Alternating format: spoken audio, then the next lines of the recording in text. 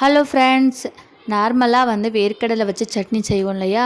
அது உங்கள் வீட்டில் இருக்கிற குழந்தைங்களுக்கு பிடிக்கலைன்னா ஒரு முறை இந்த மாதிரி செஞ்சு கொடுத்து பாருங்கள். கட்டாயம் அவங்க விரும்பி சாப்பிடுவாங்க. இது ரொம்பவே உடம்புக்கு ரொம்ப நல்லது. இப்போ வாங்க வீடியோக்குள்ளே போகலாம். இந்த சட்னி செய்கிறதுக்கு வறுத்த வேர்க்கடலை வேணும். உங்ககிட்ட வறுத்த வேர்க்கடலை இல்லைன்னா முதல்ல வேர்க்கடலையை ஒரு 5லேருந்து 10 நிமிஷம் வேர்க்கடலையை வறுத்து எடுத்து வச்சுக்கலாம்.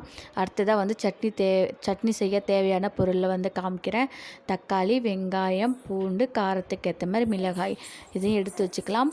இப்போ ஒரு பேன் வச்சுட்டு எண்ணெய் 1 டேபிள் ஸ்பூன் ஊற்றிக்கோங்க. எண்ணெய் சூடானதுக்கு அப்புறம் நம்ம எடுத்து வச்சுருந்த சின்ன வெங்காயம், நான் சின்ன வெங்காயம் ஒரு 5-6, அதுக்கப்புறம் ஆஃப் பெரிய வெங்காயம் எடுத்திருக்கேன். உங்களுக்கு விருப்பமாக இருந்துச்சுன்னா ஃபுல்லாக பெரிய வெங்காயம் கூட சேர்த்துக்கலாம். இல்லைன்னா சின்ன வெங்காயம் கூட ஒரு 10 போல் சேர்த்துக்கலாம். அடுத்ததாக ஒரு 10 பல் போல் பூண்டு, காரத்துக்கு ஏற்ற மாதிரி மிளகாய். இப்போ இது எல்லாத்தையும் ஒன்றா சேர்த்து அதோடைய பச்சை வாடையெல்லாம் போகிற அளவுக்கு நல்லா வதக்கிக்கலாம். அடுத்ததாக நல்ல பழுத்த தக்காளி.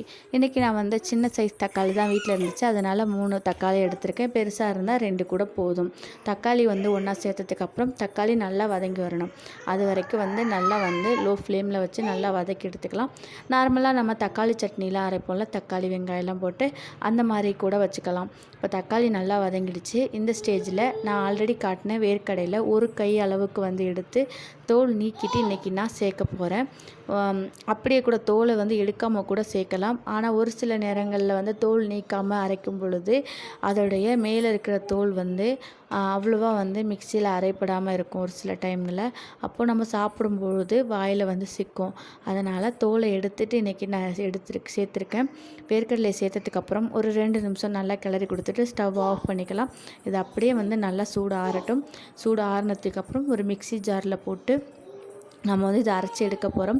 அவ்வளோதான் ஃப்ரெண்ட்ஸ், ரொம்ப குயிக்கான ஒரு சட்னி ரெடி ஆயிடுச்சு. ஆல்ரெடி நம்ம எதுவுமே உப்பு சேர்க்கலை, அதனால் இந்த சட்னிக்கு தேவையான அளவுக்கு உப்பு இப்போ சேர்த்துக்கலாம். உப்பு போட்டு முதல்ல ஒரு 2 பல்ஸ் விட்டுக்கோங்க. அடுத்ததாக தேவைக்கேற்ப கொஞ்சம் தண்ணி சேர்த்து ரொம்பவும் மைய அரைக்காமல் ரொம்பவும் குறப்பாக இல்லாமல் நார்மலாக நம்ம தேங்காய் சட்னிலாம் அரைப்போம் இல்லையா, அந்த பதத்துக்கு அரைச்சோம் அப்படின்னா நமக்கு சட்னி சாப்பிடும்பொழுது ரொம்ப நல்லாயிருக்கும். ஏன்னா வேர்க்கடலை ரொம்ப மைய அரைச்சிட்டோம் அப்படின்னா அது ஒரு மாதிரியான வளவளப்பு தன்மையை கொடுக்கும். அது சாப்பிடும் பொழுது நமக்கு ஒரு சில பேருக்கு அது பிடிக்காமல் கூட இருக்கலாம். அதனால் லைட்டாக அந்த வளவளப்பு தன்மைக்கு முன்னாடி ஸ்டேஜ்லேயே நம்ம எடுத்துட்டோம் அப்படின்னா சட்னி சாப்பிட ரொம்ப அருமையாக இருக்கும்.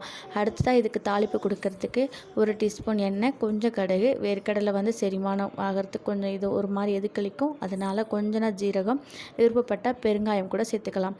கொஞ்சம் கருவேப்பிலை எல்லாம் போட்டு இப்போ நம்ம தாளிப்பு கொடுத்துட்டோம் அப்படின்னா ஒரு 5 to 10 மினிட்ஸில் இட்லி தோசைக்கு சூப்பரான சட்னி நமக்கு இப்போ ரெடி ஆயிடுச்சு. கண்டிப்பாக இதை நீங்கள் வீட்டில் ட்ரை பண்ணி பாருங்கள் ஃப்ரெண்ட்ஸ். வீட்டில் இருக்கிற குழந்தைங்கள்ல இருந்து பெரியவங்க வரைக்குமே கண்டிப்பாக விரும்பி சாப்பிடுவாங்க. நார்மலாக நம்ம செய்கிற வேர்க்கடலை சட்னி மாதிரி இல்லாமல் ஒரு புளிப்பு சுவையோடு இருக்கிறதுனால எல்லோரும் விரும்பி சாப்பிடுவாங்க. தேங்க்யூ ஃபார் வாட்சிங்.